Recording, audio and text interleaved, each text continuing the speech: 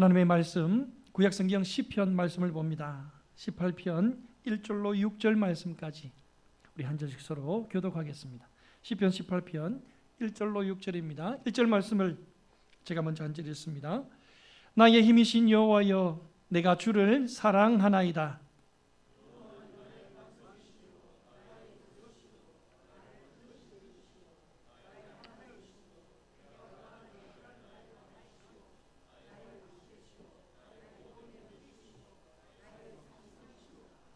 내가 찬송받으실 여호와께 아뢰리니 내 원수들에게서 구원을 얻으리로다.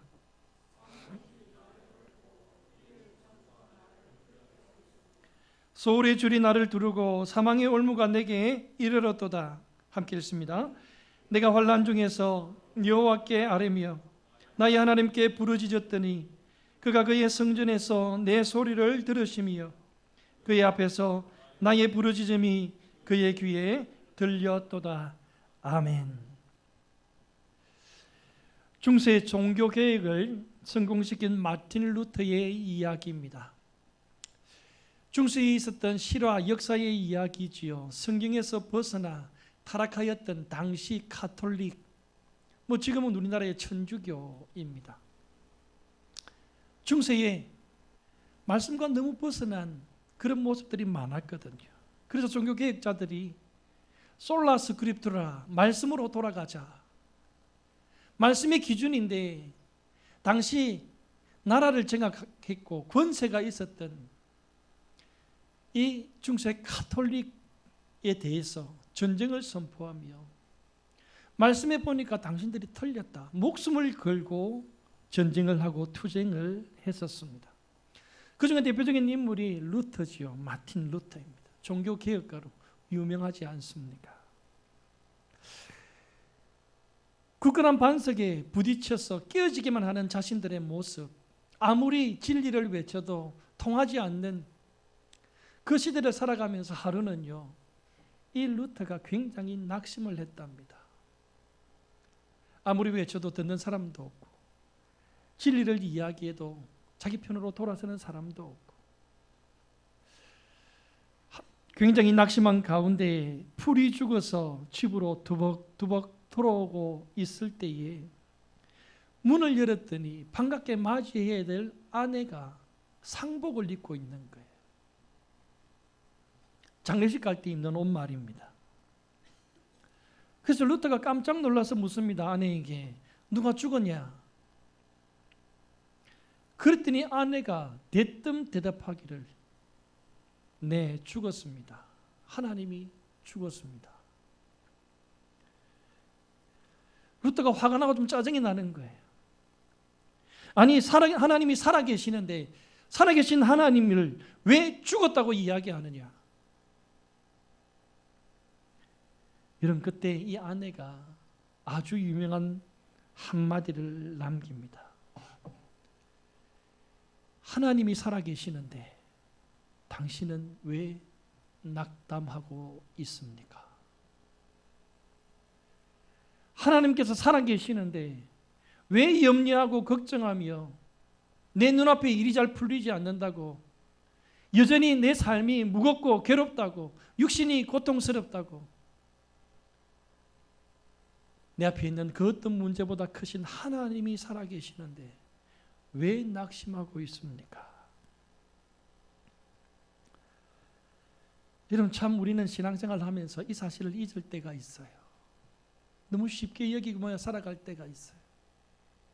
내 앞에 있는 문제만 보고, 환경만 보고, 나의 연약함만 보고, 없는 것만 바라보다 보니까 세상의 근심과 걱정에 내 마음을 빼앗기고 낙심하며 살아가는 인생, 고개 숙이며 살아가는 인생.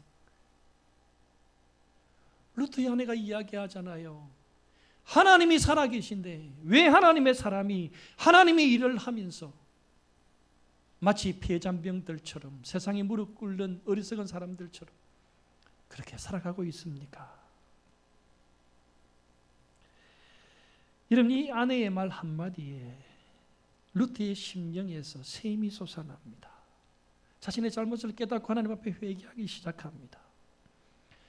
결코 주의 일을 하는 사람은 하나님의 살아계심 앞에 낙심하면 안 된다는 것을 확신하게 되어집니다. 여러분, 그래서 이 사건, 이 아내에게 돌직구를 맞고 정신 차리게 된 이 사건을 통해서 여러분, 루터가요 찬송가 585장을 만들어내는 거예요. 여러분, 제가 신학교 다닐 때 저를 가르쳤던 교수님 한 분은요, 이 찬양이 울려 퍼지고 이 찬양의 전주가 나오면 자리에서 벌떡 일어섰습니다. 앉아서 찬양할 수가 없기 때문에. 내 주는 강한 성이요 방패와 병기 되시니 큰 환난에서 우리를 구하여 내시리로다. 여러분, 이 찬송가를 지을 때에 루터가 환경은 여전했습니다. 삶은 부족했습니다. 자기 편은 아무도 없었습니다. 여전히 가톨릭은 권세를 가지고 자기를 죽이려고 찾고 있는 시대였습니다. 그런데 하나님께서 살아계시고 나와 함께 하시고 나를 사랑하신다는 확신이 들 때에 우리 주님은 세상보다 더 크시고 문제보다 더욱더 위대하시며 나를 죽이라는 그 어떤 원수들의 손에서 나를 건져주시는 분이라는 것을 확신하게 된 것입니다. 사랑하는 성도 여러분, 하나님이 저와 여러분들의 힘이 되시고 하나님이 저와 여러분들을 이만큼 사랑하시는데 왜 우리가 낙심하고 왜 우리가 염려하고 왜 우리가 문제 앞에서 벌벌 떨고 있는 것일까요? 우리의 믿음은 어디에 있습니까? 성도는 무엇으로 살아갑니까? 라는 질문을 간혹 받습니다. 여러분, 이 세상 사람들이 아닌 성도요, 거룩한 무리로 불러내어 주신 예수 그리스도를 믿고 천국을 소망하는 믿음이 있는 사람들을 불러 모으니까 성도가 되고 교회가 되잖아요. 하나님 앞에 믿음으로 부름받은 저와 여러분들은 무엇으로 이 땅을 살아가야 합니까? 믿음이 없는 세상 사람들처럼 먹고 마시며 잘 입고 잘 꾸미면, 나름 육신의 쾌락에 만족이 있으면 그러면 살 수 있는 것입니까? 여러분, 이것은 육신에 속한 사람, 하나님을 모르는 사람들의 이야기예요. 하나님은 오늘 또 저와 여러분들의 중심을 보시고 마음을 보시고 영혼을 들여다보고 계신데, 성도의 마음에, 성도의 중심에 너는 도대체 무엇으로 사느냐? 라는 질문 앞에 여러분들은 어떤 대답을 하시겠습니까? 여러분, 최소한 믿음의 사람 성도는 자신의 힘이 아닌, 이 땅에서 주는 힘이 아닌 하늘의 힘요, 즉 위로부터 주시는 새 힘을 공급받아 그 힘으로 살아가는 사람, 그 힘으로 교회 안에서 주의 일을 감당하는 사람, 직분을 감당하는 사람 아니겠습니까? 광야와 같은 이 땅 인생길을 걸어가면서 스스로의 힘으로는 살 수 없다는 것을 그토록 말씀하여도 이스라엘 백성들은요, 자기 힘으로 뭔가를 해보려고, 극복해보려고, 살아보려고 발버둥치는 백성들. 훈련시키시고 단련시키시는 하나님이 아니야, 광야라는 곳은 하늘의 문이 열려야 돼, 신령한 음료와 만나가 부어져야 돼, 구름 기둥과 불 기둥에 하나님의 역사가 있어야 돼. 우리 하나님께서 신발이 닳지 않도록, 옷이 휘어지지 않도록 함께 하셔야 살 수 있는 곳이야. 여러분, 너무나 경명하게 우리에게 교훈하고 계시지 않습니까? 하나님이 힘이 되셔야 살 수 있는 곳, 그 하나님께서 우리에게 날마다 새 힘을 부어주셔야 걸어갈 수 있는 곳, 이사야서 40장 31절 말씀입니다. 우리 다 함께 이 말씀을 같이 읽었으면 좋겠습니다. 오직 여호와를 앙망하는 자는 새 힘을 얻으리니 독수리의 날개치며 올라감 같을 것이요 다른 박질하여도 곤비치 아니하겠고 걸어가도 피곤치 아니하리로다. 아멘. 지난 일주일간 세상에 열심히 산다고, 성실하게 사신다고 피곤하셨지요. 육신의 피곤함을 가지고, 연장감을 가지고 이 자리에 나오셨지 않습니까? 우리가 육신으로 살면 이 자리가 피곤한 자리입니다. 졸음이 오고 잡생각이 생길 수밖에 없는 자리입니다. 그러나 오늘 우리가 드리는 이 예배는 영으로 드리는 예배이기에 우리의 영에 주시는 하나님의 말씀에 집중하는 자마다 하나님께서 새 힘을 주셔서 그 힘으로 오늘 이 예배가 온전한 예배로 하나님께 올려드리게 될 줄 믿습니다. 여호와를 앙망하는 자마다 하나님께서는 새 힘을 주신대요. 이 앙망한다는 말은 믿음이라는 말입니다. 하나님만을 바라보고 믿고 의지하고 절대적으로 신뢰하는 자에게, 바로 믿음의 성도인 저와 여러분들에게 우리 하나님께서 새 힘을 주실 것인데, 그 힘을 받는 자는 독수리 날개치며 올라감 같을 것이요. 여러분, 태풍을 뚫고 비상하는 독수리의 그 멋진 모습을 상상하여 보십시오. 아무리 다른 박질하여도 곤비치 아니하겠고 아무리 힘든 길을 걸어가도 피곤치 아니하게 하시는 새 힘. 우리에게 이 힘이 있으십니까? 이 힘으로 오늘 하루를 살아가기를 원하십니까? 오늘 본문 말씀에 다윗은요, 하나님이 자신의 힘이라고 고백합니다. 나의 힘이신 여호와여, 내가 주를 사랑하나이다. 하나님이 나의 힘이십니다. 여러분, 우리가 잘 알고 경험한 바와 같이 이 세상의 그 누구도 그 무엇도 우리의 생명을 좌우지할 수 있는 것은 없습니다. 우리에게 복을 주고 화를 주는 능력은 오직 하나님께 있는 하나님의 힘입니다. 특별히 믿음의 사람들에게는 더욱더 그렇지 않겠습니까? 이 험한 세상을 살아갈 때에 내 힘으로 무언가를 해보려고 하니까 더 꼬이고 힘들 수밖에 없죠. 믿음의 사람은 하나님의 힘, 하나님께서 공급해 주시는 그 힘이 필요하고 그 힘으로 살아가야 되는 사람 아닐까요? 여러분, 다윗이 위대한 점이 저는 여기에 있다고 생각합니다.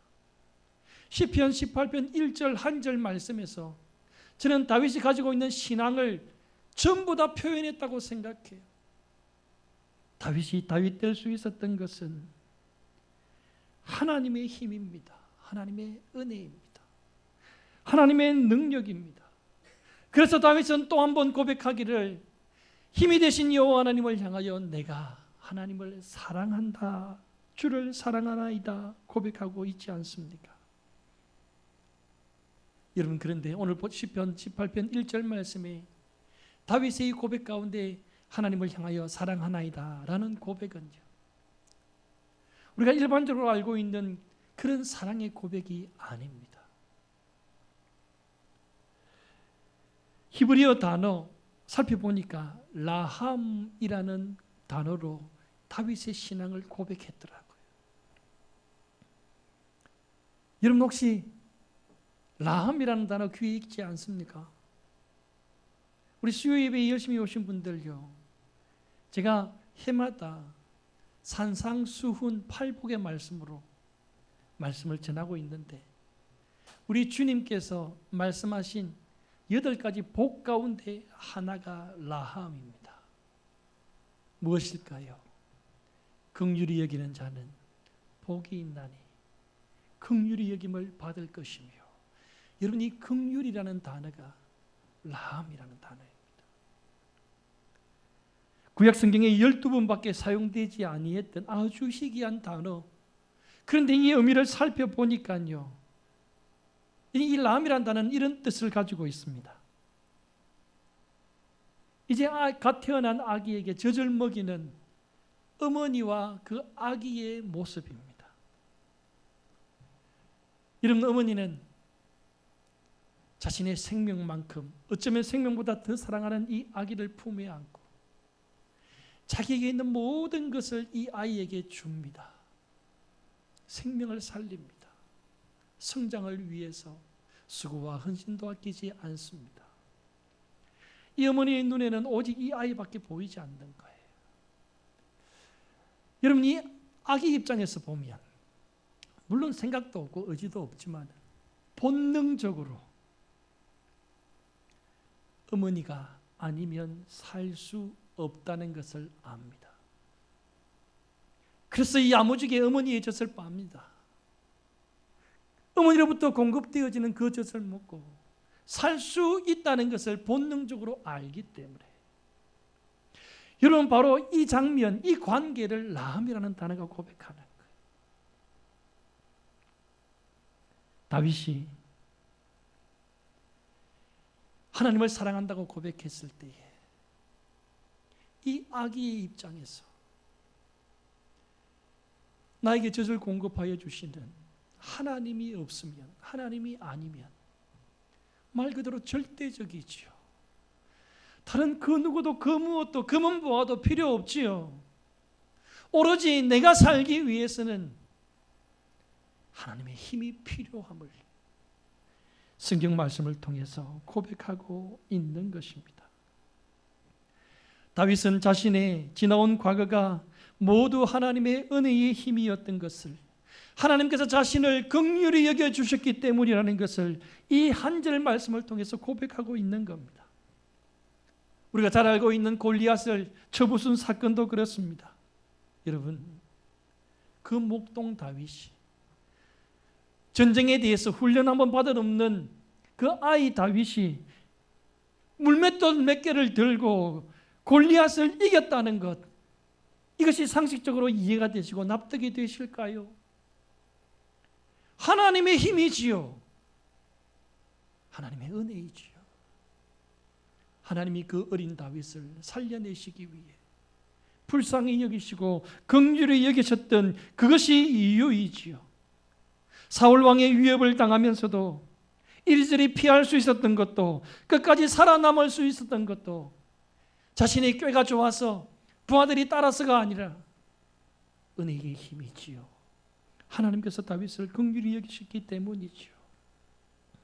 수많은 원수들 앞에서 답답한 일을 당하고 억울한 일을 당했을지라도 결코 중심을 잃지 않았던 것도 하나님께서 다윗에게 긍휼을 베푸신 힘 때문이었죠.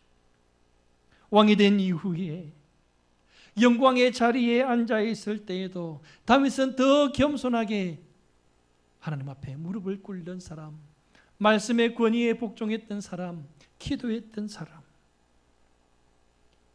돌아보니까 다윗의 전 삶에 하나님의 은혜가, 하나님의 긍휼의 힘이 작용했더라라는 것입니다. 그렇습니다. 다윗이 다윗 될 수 있었던 것은 은혜의 힘, 긍휼의 힘, 하나님께서 다윗에게 힘이 되어 주셨기 때문입니다. 그래서 다윗이 고백하는 거예요. 마치 어린 아기가 어머니가 아니면 살 수 없을 것 같아서 그 어머니의 가슴에 기대어 심장의 소리를 듣고 눈빛을 맞추며 어머니가 아니면 나는 살 수가 없다고, 한순간도 지낼 수 없다고 고백하고 있는 바로 그 모습이죠. 사랑하는 성도 여러분, 위대한 신앙의 선진 다윗의 고백, 혹시 이 자리에 앉아 계신 여러분들 가지고 계십니까? 어쩌면 다윗보다 더 험악한 세상을 우리가 살아가고 있는데, 이 험한 광야와 같은 세상, 좋지 않은 환경 가운데, 악한 사람들이 많은 가운데 다윗처럼 하나님이 나의 힘이시니까 내가 하나님을 사랑하노라고 고백하고 계십니까? 되돌아보니 우리도 이런 고백이 마땅히 있어야 할 사람입니다. 내가 지금 이 자리에 있는 것도 하나님의 은혜요 힘이었지요. 내가 주님 앞에 서서 주님을 찬양할 수 있고 기도할 수 있고 예배할 수 있는 것도 하나님의 은혜요, 나를 불쌍히 여기신 긍휼의 힘 아닐까요? 만약 하나님께서 나를 붙들어 주시지 아니하셨다면 이 험한 세상에서 어떻게 여기까지 이룰 수 있었겠습니까? 매 순간 매분 매초 주님께서 나와 우리의 가정을, 우리의 자녀를 돌보시지 아니하였다면 지금의 우리의 모습이 가능케 되었을까요? 나에게 우리의 가정을 주시고 자녀들을 주시고 살아갈 수 있는 삶의 터전을 마련해 주시고, 이 모든 것이 하나님의 은혜일지인데 오늘 이 예배를 드릴 수 있도록 우리를 불러주셔서 참된 예배자로 말씀을 듣게 하신 것 자체가 나를 사랑하시는 그 은혜일지인데 우리는 그 주님을 기억지 못하며 마치 내가 잘나고 똑똑해서 내가 이만큼 노력해서 여기까지 이르렀다고 착각하며 살아가고 있지는 않으십니까? 하나님이 나의 힘이십니다. 하나님만이 우리의 도움이십니다. 하나님 없는 우리의 인생은 상상할 수조차 없이 연약하고 부족할 따름입니다. 여러분, 저는요, 하나님 앞에 기도할 때마다 난 저 자신이 어린 아이 같아서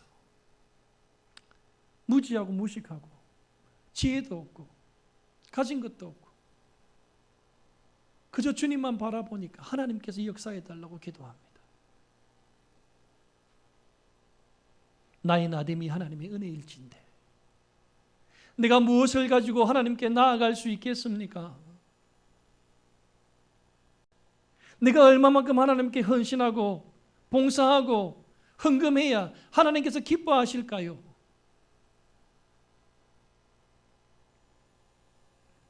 천천의 순양과 만만의 소를 가지고 하나님 앞에 나아와도 여러분, 이 고백과 이 사랑이 없으면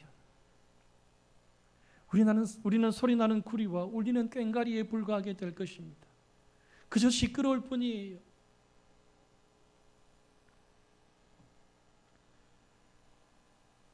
우리가 하나님 앞에 나아갈 때에 하나님을 전적으로 의지하고 믿는 가운데 우리의 힘이 되신 하나님을 사랑하는 마음으로 나아가야 합니다. 신명기 6장 5절 말씀해 보니까 하나님을 사랑하되 어떻게 얼마만큼 사랑하라고 말씀합니까? 너는 마음을 다하고 성품을 다하고 힘을 다하여 내 하나님 여호와를 사랑하라. 내 온 마음을 다하고 내 성품을 다하고 내가 가진 온 힘을 다하였어. 무엇하라고요? 하나님을 사랑하라. 우리 예수님께서는 신약 성경에서 힘을 다하여라는 말 대신에 목숨을 다하여 하나님을 사랑해라. 우리 주님께서도 결국 연약하고 부족한 제자들에게 요구하셨던 것이 무엇입니까? 요한복음 21장 15절 말씀에 요한의 아들 시몬아, 네가 이 사람들보다 나를 더 사랑하느냐. 여러분, 다른 거 필요 없어요. 주님을 사랑하는 마음, 내 마음의 진실됨으로 하나님을 사랑하는 마음, 그 마음 하나 있으면 하나님께서 우리를 받아주시고 알아주시고 모든 문제 해결해 주시고 하나님의 뜻에 부합된 믿음의 삶을 살아가게 되는 줄 믿습니다. 우리는 다 알고 있습니다. 믿음도 중요하고 소망도 중요하지만 그 중에 제일이 무엇이라고요? 바로 사랑이지 않습니까? 왜 하나님께서 이토록 사랑을 우리에게 요구하십니까? 요한일서 4장 16절 말씀해 보니까 여러분 놀라지 마십시오. 우리가 믿는 하나님 자체가, 하나님이라는 분이 바로 사랑이시기 때문입니다. 여러분, 하나님은 사랑이에요. 그 사랑으로 우리를 사랑하시되 독생자를 아끼지 아니하시고 십자가에 죽게 하시기까지 사랑해 내셨습니다. 그리고 그 십자가를 우리에게 주시며 내 사랑의 확정이다 말씀해 주셨습니다. 그런데 우리가 그 하나님 앞에 나아갈 때에 하나님을 사랑하는 마음 없이, 고백함 없이 나아간다면 어떻게 우리가 하나님 앞에 설 수 있겠습니까? 하나님을 사랑하십니까? 사랑하니까요, 자꾸 생각이 나고, 사랑하니까요, 항상 함께 있고 싶고, 사랑하니까요, 무엇이든지 주고 싶고, 사랑하니까요, 더 가까이 가고 싶고, 사랑에 빠져보니까요, 나의 기쁨과 만족보다 사랑하는 사람이 기뻐하는 것을 보고 내가 더 기뻐지더라고요. 사랑하니까 그 상대를 위해서 희생도 하게 되어지고 기쁨으로 섬기게 되어지더라고요. 여러분, 이 다윗의 고백 안에 얼마나 어마어마한 하나님을 향한 신뢰와 사랑이 담겨져 있습니까? 나의 모든 것이 하나님의 은혜요, 힘인데 그 하나님을 알고 보니까, 만나고 보니까 내가 하나님을 진심으로 사랑한다, 본능적으로 하나님을 향한 이 사랑의 고백이 있기를 주님의 이름으로 축복합니다.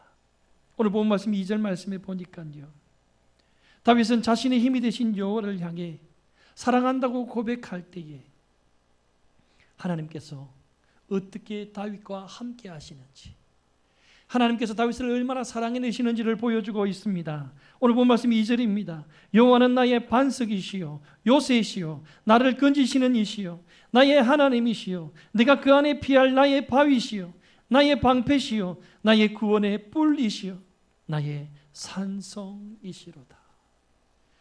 지금 하나님이 다윗을 얼마나 애워싸고 안전하게 품고 또 품고 있는지, 여러분 이 장면이 보이십니까?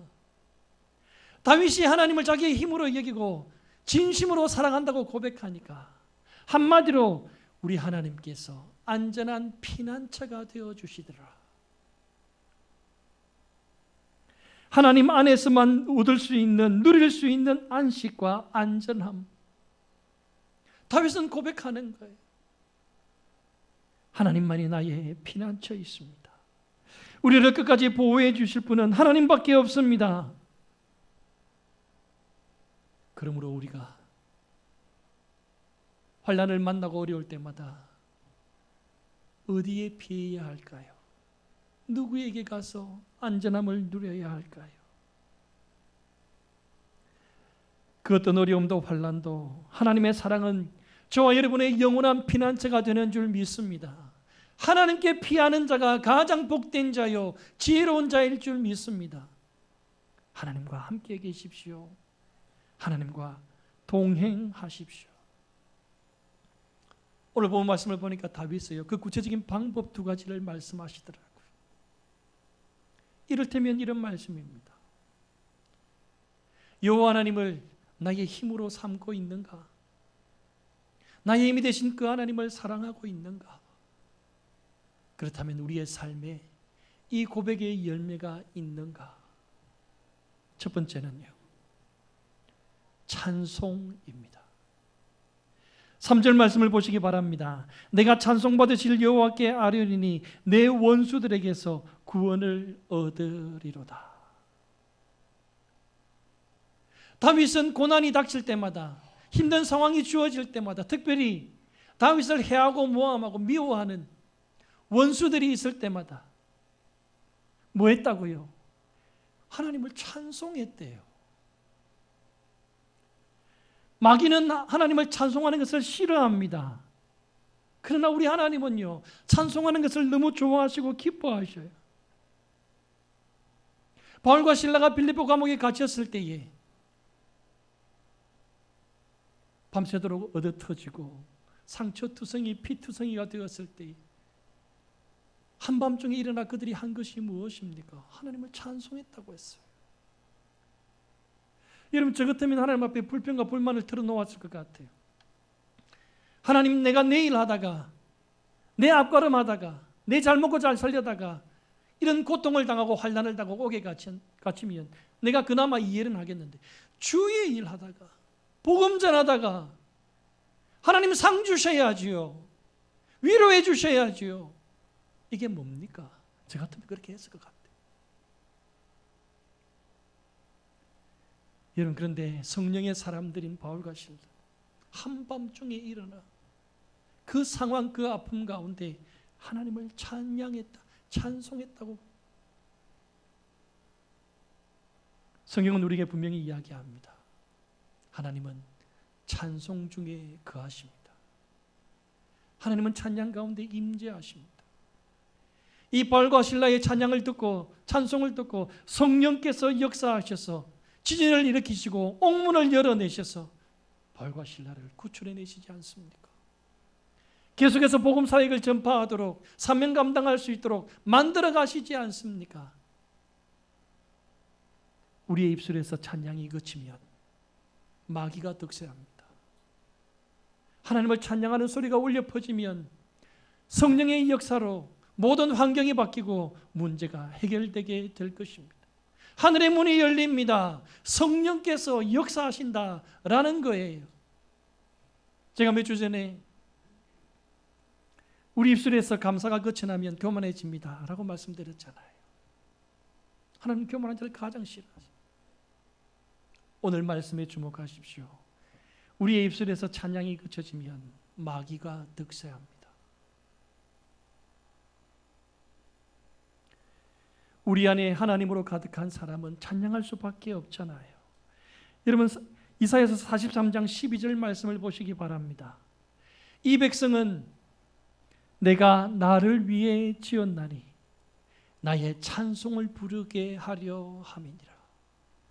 우리 하나님께서 이 백성, 자기 백성, 믿음의 사람인 저와 여러분들을 교회 안에 성도로 저와 여러분들을 부르셨는데 왜 부르셨다고요? 무엇 때문에 우리를 구원받게 하시고 이 땅 가운데 심어두셨다고요? 나의 찬송을 부르게 하려 함이니라. 하나님 찬양케 하려고요. 사랑하는 성도 여러분, 저와 여러분들이 입술에서 불평과 불만은 그치게 하시고 감사와 찬양이 넘쳐나게 하시기를 축복합니다.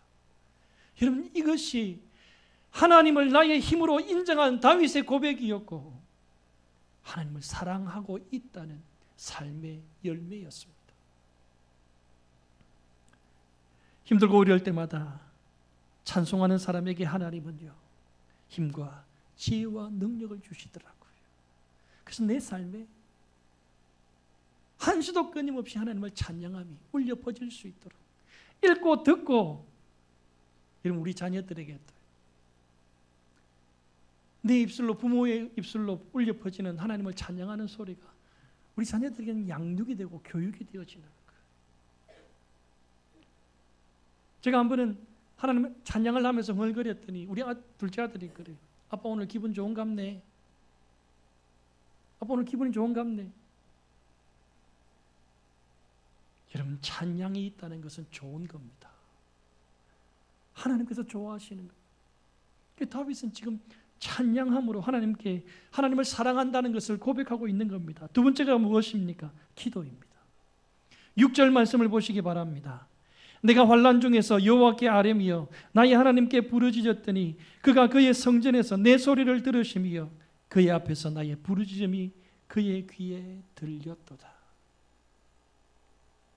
나의 힘이 되신 하나님을 향하여 기도의 사람이 되었던 다윗. 환난 중에서 하나님께 아뢰었더니, 부르짖었더니, 오늘 말씀을 보십시오. 어디에서요? 그의 성전에서. 또 어디에서요? 그의 앞에서. 우리의 부르짖음과 기도를 들으시는 하나님.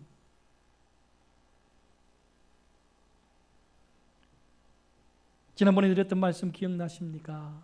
그래서 기도를 쉬는 것은 죄가 되어집니다. 하나님을 사랑하는 사람은 기도의 사람이거든요. 하나님을 사랑하는 자마다 하나님께 나아가는 사람이거든요. 기도 외에 저와 여러분들의 삶에 이런 유가, 하나님의 역사가 어떻게 나타날 수 있겠느냐 하는 것입니다.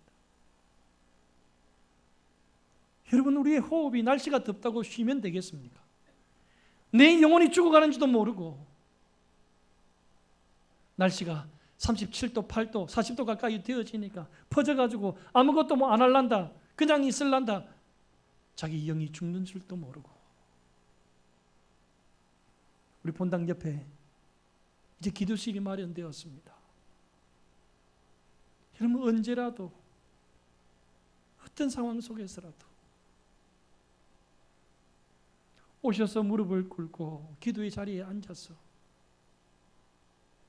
하나님께 울부짖어 기도하고 간구하는 것이 내가 하나님을 사랑한다는 고백이고 표현인 거예요. 그러면 오늘 시편 말씀에서 말씀하셨던 것처럼 그의 성전에서 그의 앞에서 부르짖는 자의 소리, 하나님 앞에 나와서 기도하는 자의 소리를 내가 들으시겠다 말씀하고 있지 않습니까?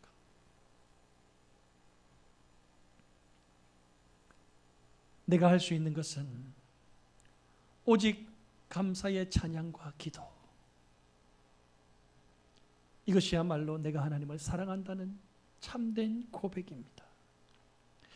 하나님을 힘으로 삼고 하나님을 사랑하며 사는 사람의 입에서 나오는 소리는 언제나 찬양과 기도여야 합니다.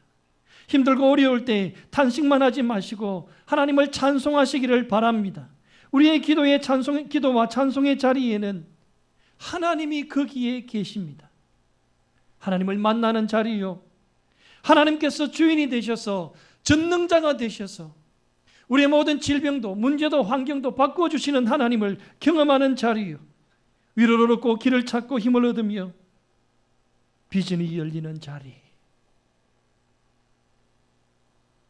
힘들고 어렵습니까? 다윗처럼 고백하십시오. 나의 힘이 되신 여호와여, 내가 주님을 사랑합니다. 힘들고 어려울 때마다 찬송하고 기도하는 저와 여러분들의 복된 삶이 되시기를 주 예수 그리스도 이름으로 축원합니다. 말씀을 마무리하며 어떤 글에 보니까요, 이런 그 내용들이 있더라고요. 역경이란 말을 뒤집어 엎고 거꾸로 읽으니까 경력이 되고, 이러면 참 맞는 것 같아요. 우리 하나님께서 우리에게 역경을 주실 때는 우리를 훈련시키시고 단련시키셔서 점검처럼 만들기 위한 과정이거든요. 경력이 되더라고요. 우리가 자주 푸념처럼 했던 말 가운데 내 힘들다라는 말을 뒤집어 보니까 다들 힘내라는 말이 되더라고요. 한때 유행했던 자살이라는 말을 뒤집으니까요, 살자가 되고. 여러분, 하나님이 힘이 되지 않고 세상이 힘이 되는 사람은 부정적입니다. 절망적입니다. 역경이 되고 힘들고 죽고 싶어집니다. 그런데요, 다윗처럼 여호와 하나님을 힘으로 삼고 사랑하여 기도하고 찬송하는 사람은 하나님께서 위로의 성령을 보내시며 성령께서 나타나게 하심으로 말미암아 살게 하시고 되게 하시고 회복해 하시고 고쳐주시는 줄 믿습니다.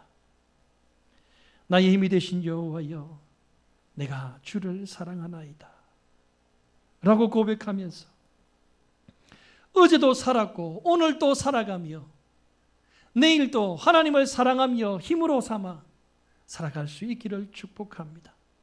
야고보서 5장 13절의 말씀처럼 너희 중에 고난당하는 자가 있느냐? 그는 기도할 것이요.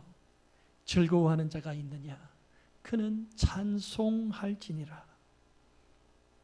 찬송과 기도로 하나님께 가까이, 더 가까이 나아가셔서 우리의 힘이 되시며 피난처가 되시며 세상 끝날까지 변함없는 사랑으로 함께 하시는 그 사랑이 나를 지키고 우리의 자녀를 지키고 기업을 지키시며 주님 앞에 서는 그날까지 칭찬받는 인생의 길을 걸어가게 되시는 저와 여러분들의 복된 인생이 되시기를 주 예수 그리스도 이름으로 축원합니다. 기도하겠습니다.